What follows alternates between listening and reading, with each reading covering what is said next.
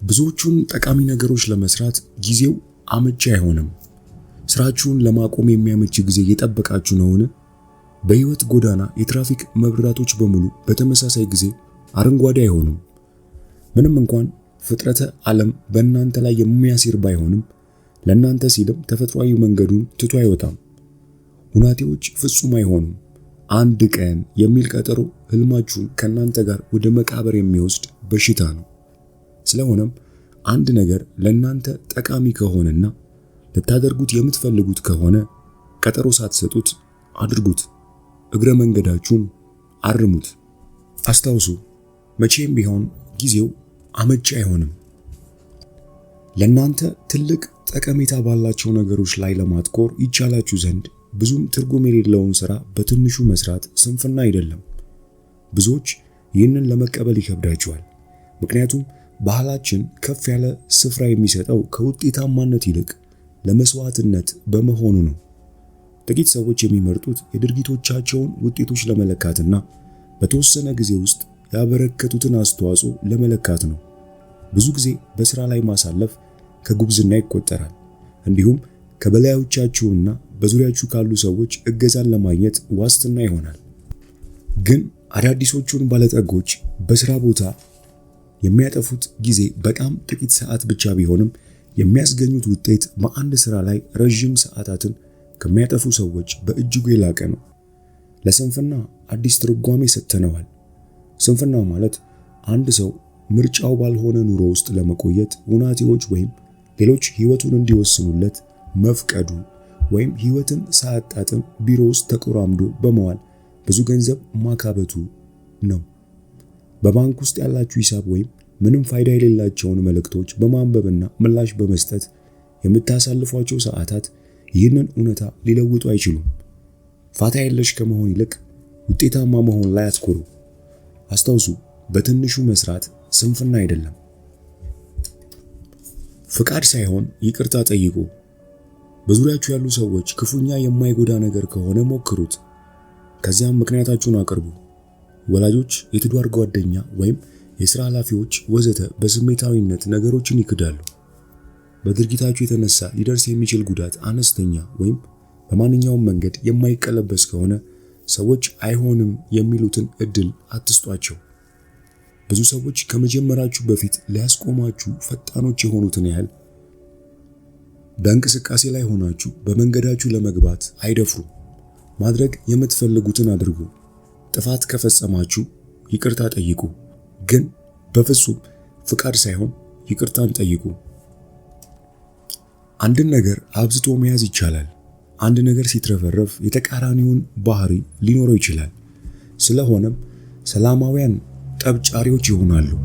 የነጻነት ታጋዮች አምባገነኖች ይሆናሉ። ምርቃት እርግማን ይሆናል። እርዳታ እንቅፋት ይሆናል። የበዛ ያንሳል። የምትፈልጉት ነገር ከመጠን በላይ ሲሆን የማትፈልጉት ይሆንባችኋል። ይህ ለቁሳዊ ንብረቶችም ሆነ ለጊዜ የሚሰራ እውነት ነው። ስለሆነም የኑሮ ዘይቤ ንድፍ ዓላማው ተገዳችሁ ሳይሆን በፍላጎታችሁ ነገሮችን ለማከናወን የሚያስችላችሁን ነፃ ጊዜ መፍጠር እንጂ ያለ ሥራ የምታባክኑበትና ለአእምሮ መደንዘዝ ምክንያት የሚሆን የተትረፈረፈ ጊዜ መፍጠር አይደለም። ሌላው ነጥብ ገንዘብ ብቻ መፍትሄ አይደለም። ስለ ገንዘብ ኃይል እንደ መገበያያነቱ ብዙ ማለት ይቻላል። ነገር ግን ከመገበያያነት በላይ አድርገን ገንዘብን ማሰብ ትክክል ካለመሆኑ በላይ ስንፍናም ጭምር ነው። የበለጠ ገንዘብ ቢኖረኝ ኖሮ ማለት አስደሳች ሕይወት ለመፍጠር አስፈላጊ የሆነውን ውሳኔ ከማሳለፍ ወደ ኋላ ለመሸሽ የሚያስችል በጣም ቀላሉ መንገድ ነው። ገንዘብን ከተጠያቂነት እንደ ማምለጫ ሰበብ በመጠቀምና ስራን ደግሞ ጊዜ ማጣታችን ምክንያት አድርገን በማቅረብ ባለን ጊዜ የሚበጀንን ላለመስራት ራሳችንን እናደናቅፋለን። ችግራችን የገንዘብ ብቻ አይደለም፣ መፍትሄውም ገንዘብ ብቻ አይደለም። አንጻራዊ ገቢ ከፍጹማዊ ገቢ ይበልጥ ጠቃሚ ነው። በጤናና በስነ ምግብ ባለሙያዎች ዘንድ በካሎሪ ዙሪያ ሲካሄድ የቆየ ሙግት አለ። ካሎሪ ነውን? የሰውነትን ስብ ማቃጠል ከምትወስዱት ካሎሪ በላይ የማቃጠልን ያህል ቀላል ነውን? ወይስ ከግምት ውስጥ መግባት ያለበት የካሎሪው ምንጭ ነው? ከዓለማችን ምርጥ አትሌቶች ጋር የሰራው በመሆኔ መልሱ የመጨረሻው መሆኑን አውቃለሁ። ገቢን በተመለከተስ ገንዘብ ነው? ዶላር ነውን? አዲሶቹ ባለጸጎች የሚሰጡት ምላሽ አይደለም የሚል ነው የሚሆነው። ይህን በምሳሌ እንመልከተው። ሁለት ሰዎች በዓመት $50,000 ያገኛሉ። አንደኛው በሳምንት 80 ሰዓታት የሚሰራ ሲሆን ሌላኛው ደግሞ በሳምንት 10 ሰዓታት ብቻ ነው የሚሰራው። ከሁለቱ ሰዎች ሀብታም ሆኖ የሚቆጠረው የትኛው ነው? በሳምንት ለ10 ሰዓታት ብቻ የሚሰራው ነው።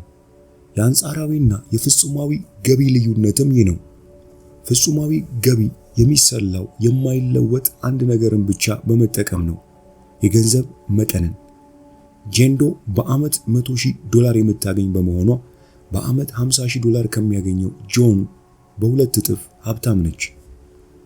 አንጻራዊ ገቢ የሚሰላው ግን ሁለት ተለዋዋጭን በመጠቀም ነው፣ የገንዘብ መጠንንና ጊዜን። ጊዜ የሚሰላው ደግሞ በሰዓታት ነው። በዓመት ጊዜን ማስላት ራስን ለማታለል ቀላል ነው። ቀደም ሲል ያነሳነውን ምሳሌ ደግመን እንመልከት። ጄንዶ በዓመት $100,000 ታገኛለች። በዓመት ውስጥ በ50 ሳምንታት በእያንዳንዱ $2,000 ታገኛለች። በሳምንት ደግሞ ለ80 ሰዓታት ትሰራለች። በዚህም ስሌት መሰረት በሰዓት የምታገኘው 25 ነው። ጆን ዶ ደግሞ በዓመት $50,000 ያገኛል። በ50 ሳምንታት በእያንዳንዱ $1,000 ያገኛል። በሳምንት ለ10 ሰዓታት ይሰራል። በዚህም ስሌት መሰረት በሰዓት የሚያገኘው $100 ነው። በአንጻራዊ ገቢ ጆን ከጄን በ4 እጥፍ ሀብታም ነው። ስለዚህ አንጻራዊ ገቢ ከፍጹማዊ ገቢ ይበልጥ ጠቃሚ ነውና እሱ ላይ አትኩሩ። ውጥረት ሁሉ መጥፎ አይደለም። ውጥረትን በሁለት እከፍለዋለሁ፣ አዎንታዊና አሉታዊ ውጥረት። በእርግጥም አዲሶቹ ባለጸጎች ውጥረትን ከህይወታቸው ለማጥፋት አይደለም የሚጥሩት። አሉታዊ ውጥረት ደካማ፣ በራሳችሁ የማትተማመኑና ችሎታ የሚጎድላቸው የሚያደርጋችሁ ነው። ገንቢ ያልሆነ ነቀፋ፣ መጥፎ አለቃ፣ የማይመች የሥራ አካባቢ የዚህ አይነቱ ግፊት ምሳሌዎች ናቸው። በሌላ በኩል ደግሞ ያስቀመጥነውን ገደብ እንድናልፍ የሚገፉን መልካም አርአያዎች፣ ብቁ የሚያደርጉን አካላዊ ልምምዶችና ምቾት የሚሰጡንን ድርጊቶች አድማስ የሚያሰፉ ችግሮች የአዎንታዊ ውጥረት ምሳሌዎች ናቸው። ጤናማ የሆነ ውጥረት ለእድገት የሚያነሳሳ ነው። ትችትን የሚሸሹ ሰዎች ይወድቃሉ። ማንኛውንም አይነት ትችት ሳይሆን ገንቢ ያልሆነ ነቀፋን ነው ማስወገድ ያለብን። በተመሳሳይ መልኩ ያለ አዎንታዊ ውጥረት እድገት አይኖርም። አዎንታዊ ውጥረት በሕይወታችን ላይ የበለጠ እንዲፈጠር ባደረግን ቁጥር ህልማችንን እውን የምናደርግበት ጊዜ ይፈጥርልናል። እስኪ ኮርኳሪ የምላቸውን እነዚህን ጥያቄዎች ለመመለስ እንዲሁም ለማሰላሰል ሞክሩ። አንደኛ፣ ኃላፊነትን መወጣት ወይም ከእውነታው አኳያ መኖር። የምትፈልጉትን ህይወት ከመኖር በምን ያህል መልኩ ገድቧችኋል? ሁለተኛ፣ ማድረግ ያለባችሁን ማድረጋችሁ ምን ያህል አስቀያሚ ተሞክሮዎችን እንድታስተናግዱ አድርጓችኋል? ወይም ሌላ ነገር ባለማድረጋችሁ ምን ያህል ትቆጫላችሁ? ሶስተኛ፣ በአሁኑ ሰዓት እየሰራችሁት ያለውን ነገር ተመልከቱና ለራሳችሁ ተከታዮቹን ጥያቄዎች አቅርቡ። በዙሪያዬ ካሉት ሰዎች በተቃራኒ ብሰራ ኖሮ ምን ይፈጠር ነበር? በዚህ መንገድ ለተወሰኑ ሰዓታት ብቀጥል የማጣው ነገር ምን ይሆናል? በመቀጠል የጨለምተኝነት ኃይል የሚለውን ነጥብ ለማየት እንሞክር። እርምጃ ሁልጊዜም ውጤት ላያመጣ ይችላል።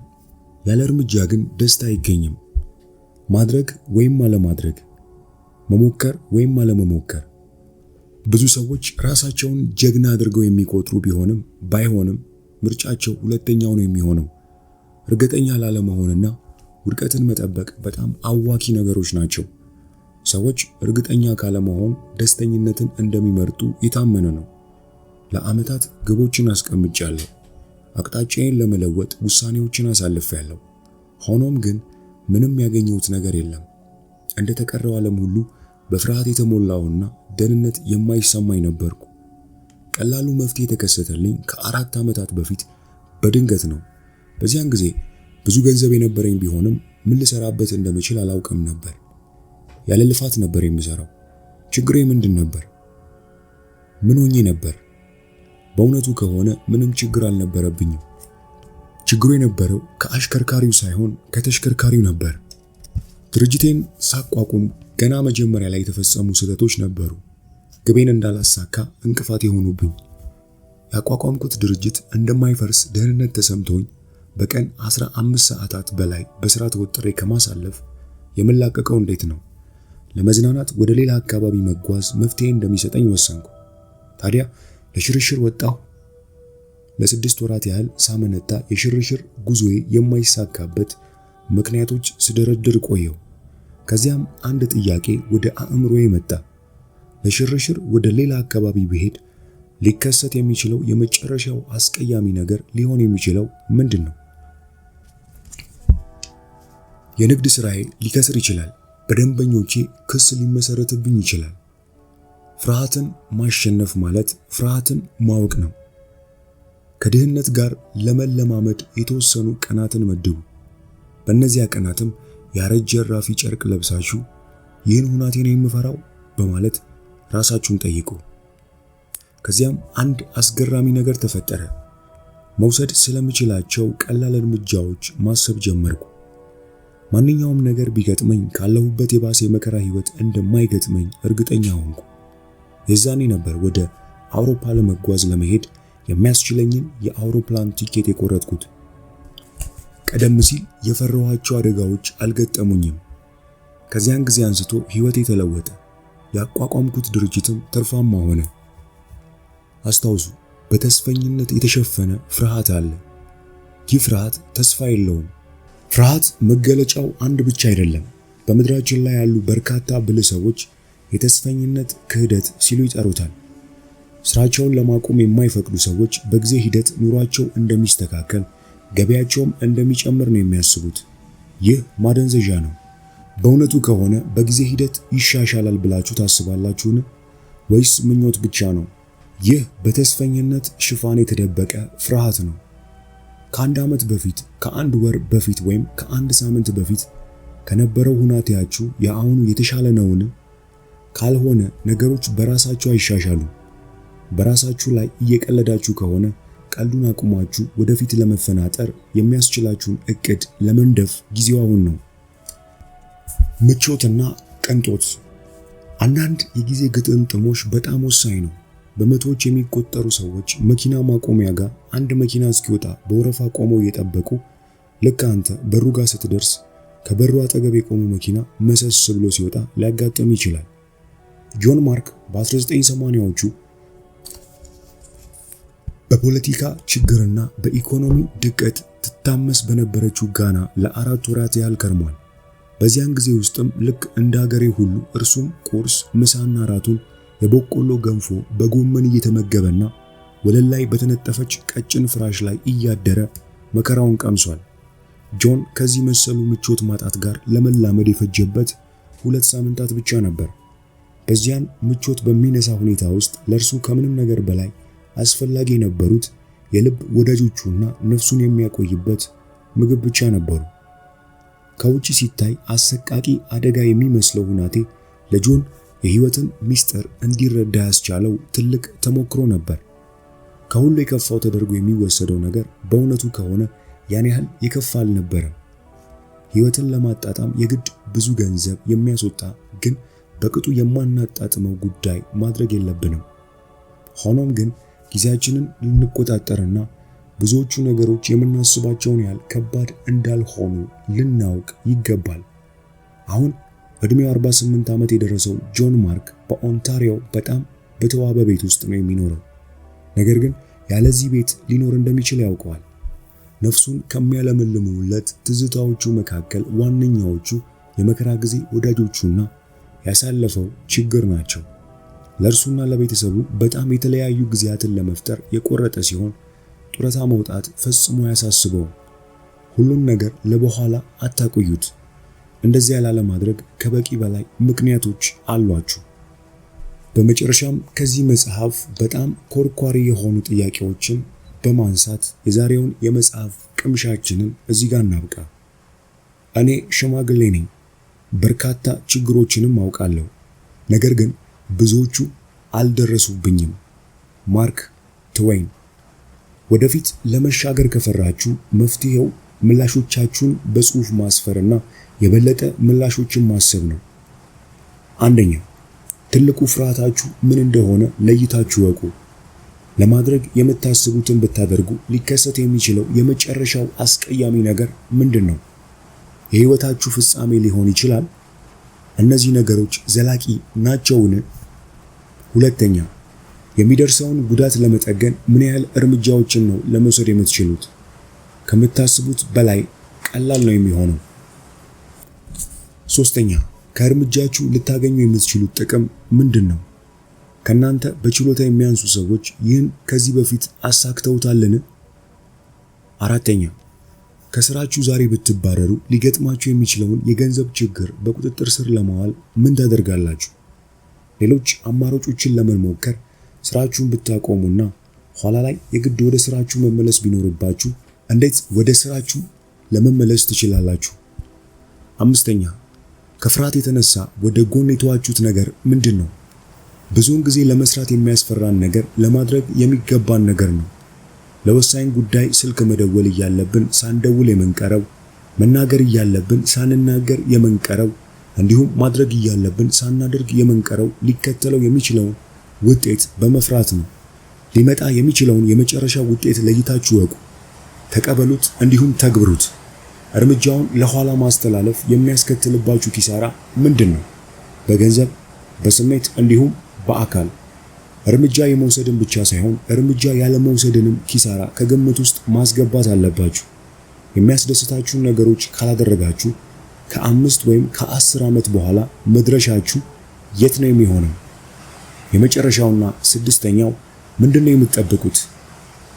ፍርሃታችሁን በማሸነፍ አሁኑኑ እርምጃ ውሰዱ። የዛሬው መጽሐፍ ማለትም The 4-Hour Work Week ራስን ነፃ ማውጣት የሚለውን መጽሐፍ ከዚህ መጽሐፍ የወሰድኳቸውን ቁልፍ ሐሳቦችና ነጥቦች በዚህ መልክ አጋርቻችኋለሁ።